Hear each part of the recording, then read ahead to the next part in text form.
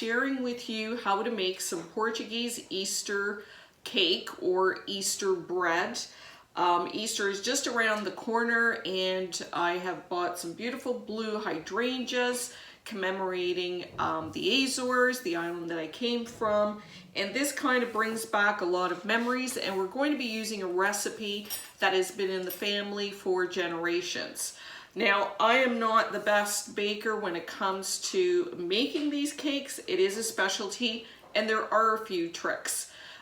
So I've invited my sister-in-law, Grace, to come and help me, and she will be my instructor and teach me how to make this delicious bread so that I too can make it and share it with friends and family. Now for this recipe, this is going to make 6 small Easter cakes or 3 regular size Easter cakes.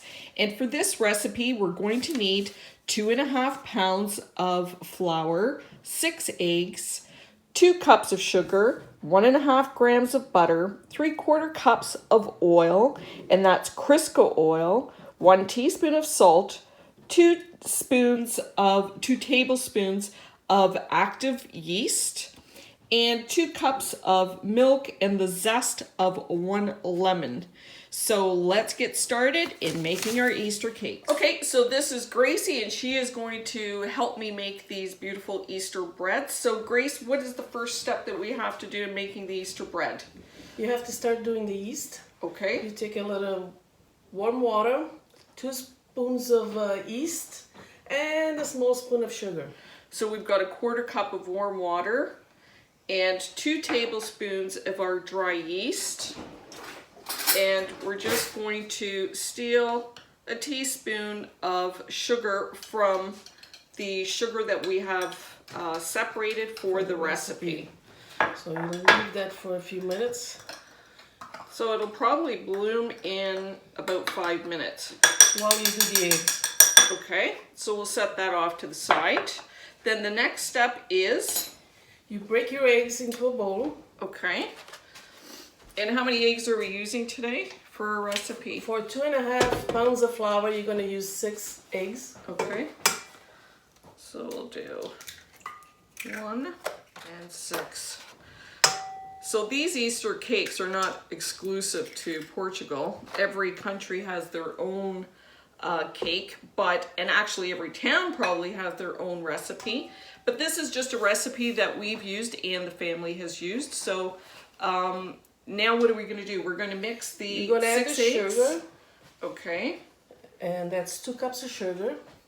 So we're adding 2 cups of sugar directly to our eggs. And we'll start off slow so we don't get spilling of the egg. For how long? Oh, just until they're mixed. And once they're mixed, you put half of the oil with the eggs. Okay, so let's just bring that up to a little fluffy consistency. Pretty good. Okay. So basically, we've just blended the eggs with the sugar, and now we're going to use 1/2 cup of oil. Half of this oil. There's 3/4. Okay, 3/4. So we're using half of the oil now. Okay.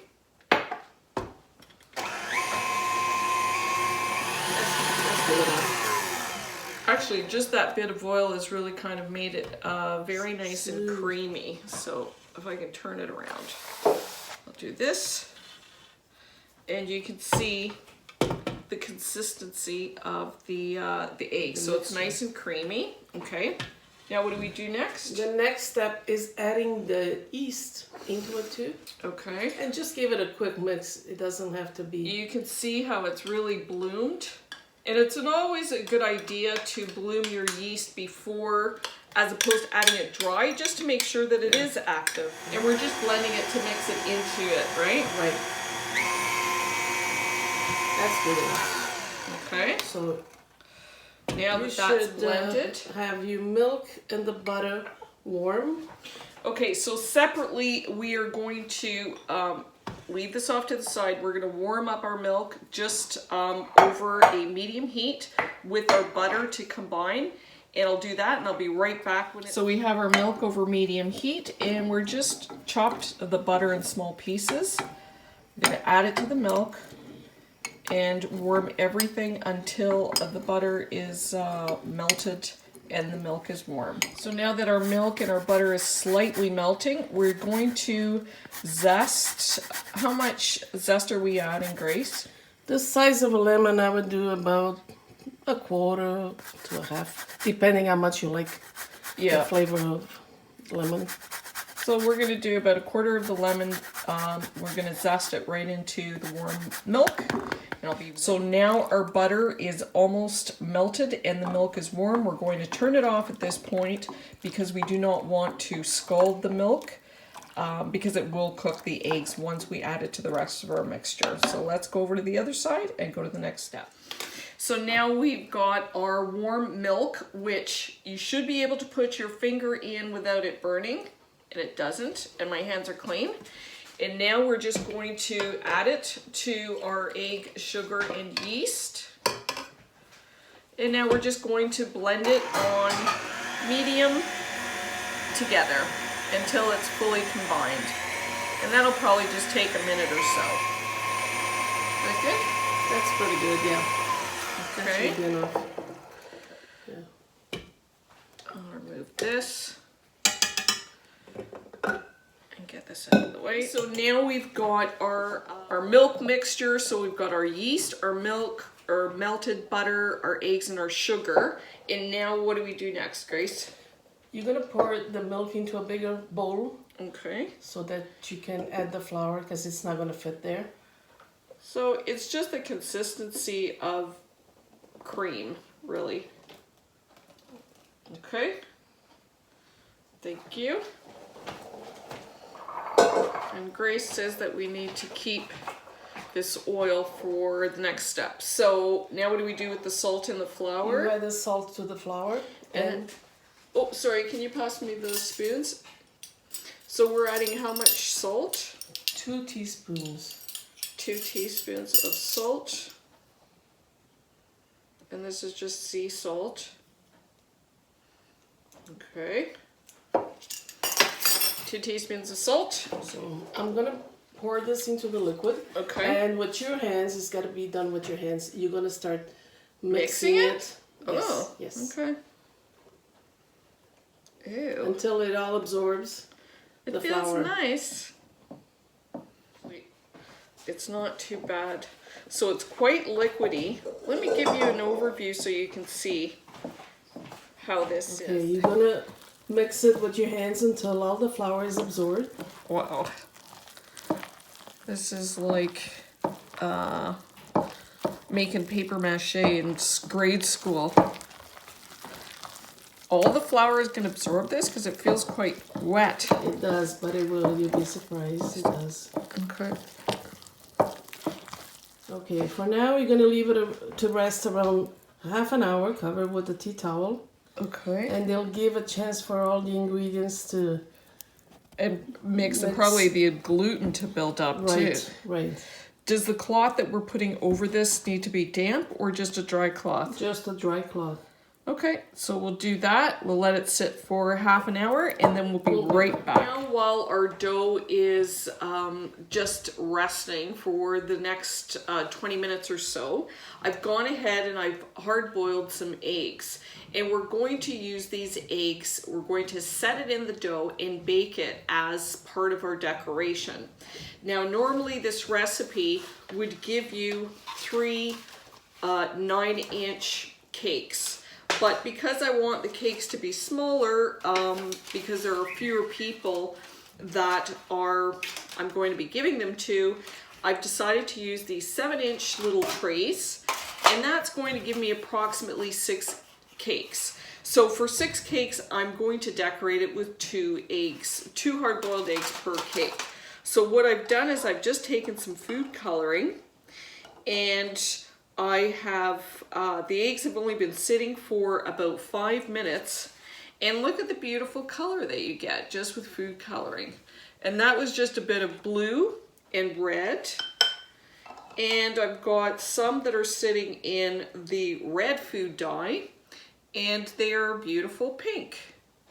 So I will be able to alternate the colors per cake, I think I'm gonna do one more color just so that it looks even more festive when I give the cakes away. So let me keep doing that. We'll be right back when the dough is ready for the next step.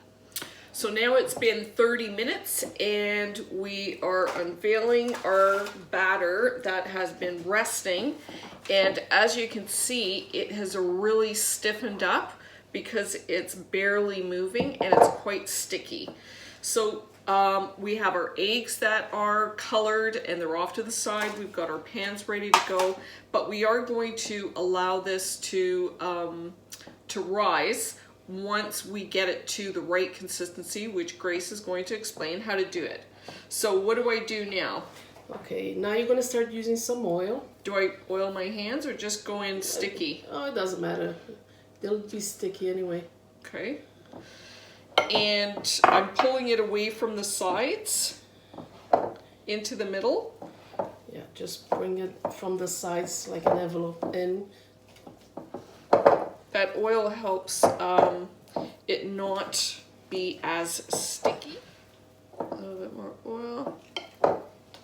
And how long are we doing this for? Probably a good 5 minutes. Okay. If you get tired, I can give you a hand after. I'm tired.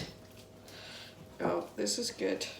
Okay, I get it. I'm getting the feel of it. It's still quite sticky, but the oil is definitely helping. Actually, punch it. That's why it's called massa suvada. It's beating it up. I'm beating up the dough. Okay.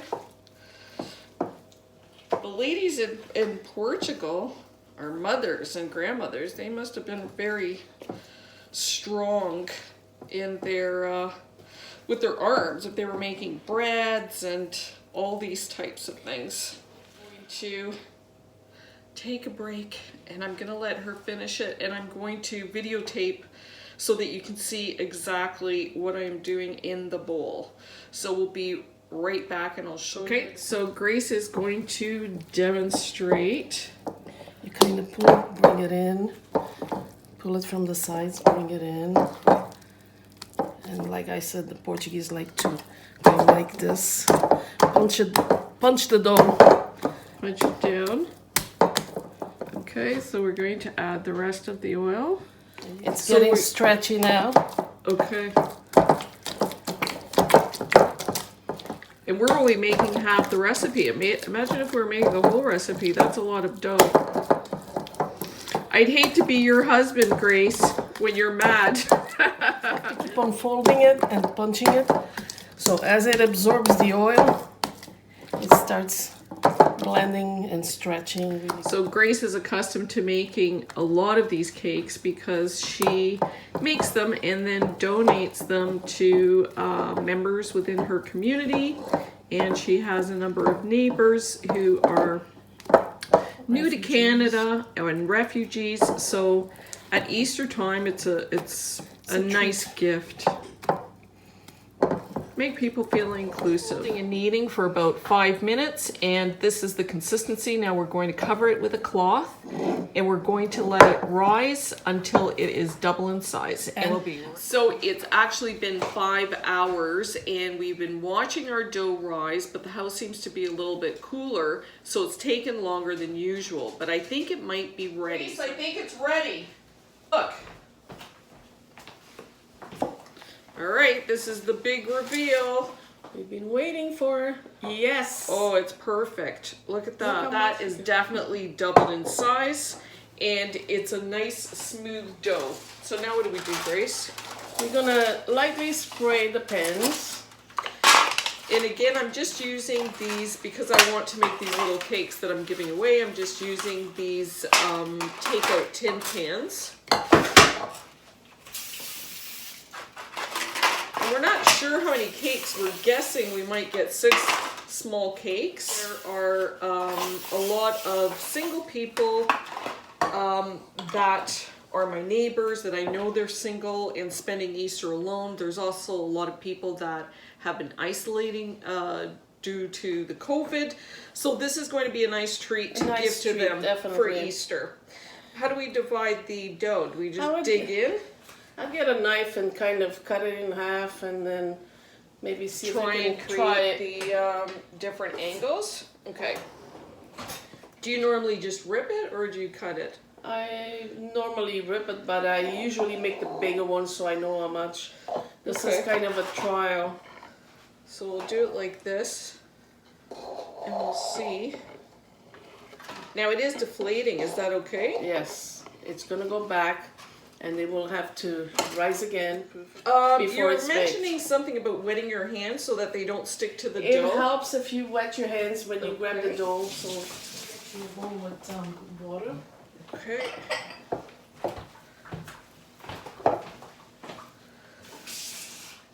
So we're basically creating 6 little cakes. Grace, do you think that's enough for one? Definitely. Okay. Yeah, just The kind of water roll it into a actually bowl and let it sit there. really helps. Yeah. Looks beautiful. This one is a little... You can always add more. Smaller. It doesn't matter. If those are bigger, you can always take some and put it here. But we're not damaging the dough by deflating it. No, it's gonna rise again. So we're gonna leave this, once we get it into all the little individual dishes, we're gonna leave it for how long? It depends. Normally, the size I use in regular sizes, it's about an hour before it goes in the oven. But these are smaller; it could go faster. Yeah, and the temperature of your home certainly makes a difference. Makes a difference, yes. As we found out, we thought we would just have to let these rise for 3 hours, and it actually took 5 hours. But I think that the name of the game is that don't be discouraged if it hasn't risen. Just wait. Give it the time that it needs to rise, and just make sure that it is in a warm spot. These are adorable. So I've got 6 cakes that I'll be able to give away. Well, this is fantastic. So we got 6 little cakes, and they're not going to be all perfectly the exact same size because we've pulled the dough apart by hand, but judging by eye, they look like they're all similar in size. Very similar. Now we're just going to cover them all with a And cloth let them rest for for about another hour. Well, check between 30 minutes and an hour for the size of these cakes. So it's been about an hour and 5 minutes, and our cakes have risen. Grace is just going to bring them in, and Here they are. they've risen nicely. So we've gotten almost twice the height, and all we're going to do is take an egg and beat it, and this is going to be our wash for on top of each of the cakes, and this will help to brown the cakes. Give it a glaze, nice shiny glaze. Now we have our hard-boiled eggs that are all colored and ready to go, and we're going to use 2 eggs in each, and Grace has suggested that we just cut a triangle and insert one of the eggs. So I'm going to do one on either side, and it creates a little pocket. Grace, maybe you can do those guys.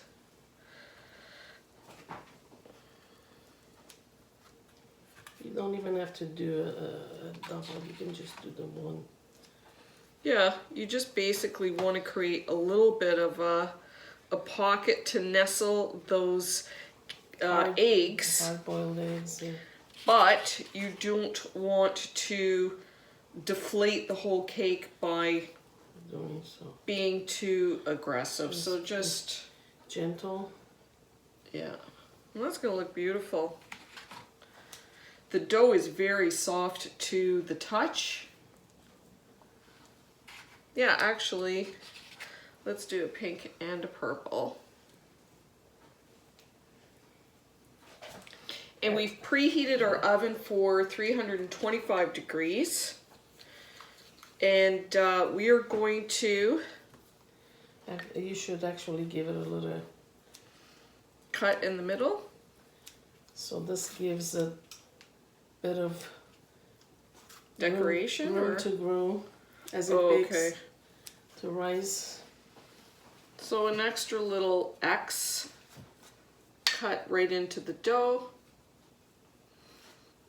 And This will give it a beautiful shiny and brownish appearance once the cakes are done. So we're going to finish off the other three. We're going to pop these in the oven for 325 degrees. So it's 325, and we are going to put these in the middle rack,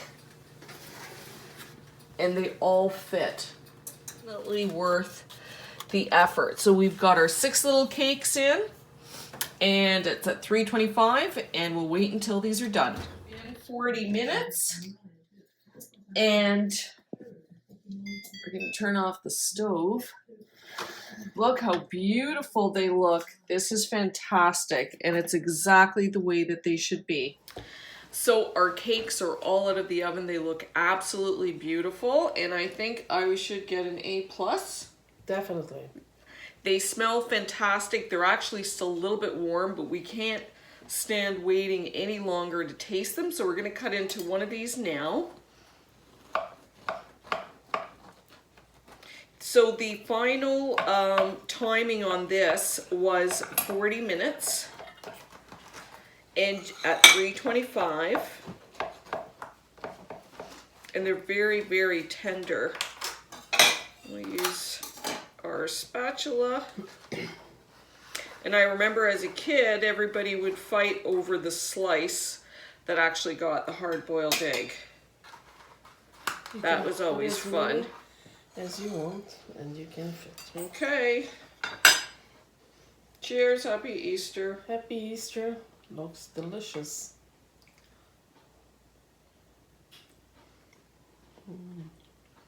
Oh my God, Grace. Nice. Just a little bit of the lemon. Mm-hmm. It is so light and fluffy. It is not heavy and dense at all. And I think this is going to make a beautiful gift for my neighbors and friends at Easter. So thank you for your help. If you try this recipe and you like it, I hope you share it. Enjoy. Happy Easter. Happy Easter was fun.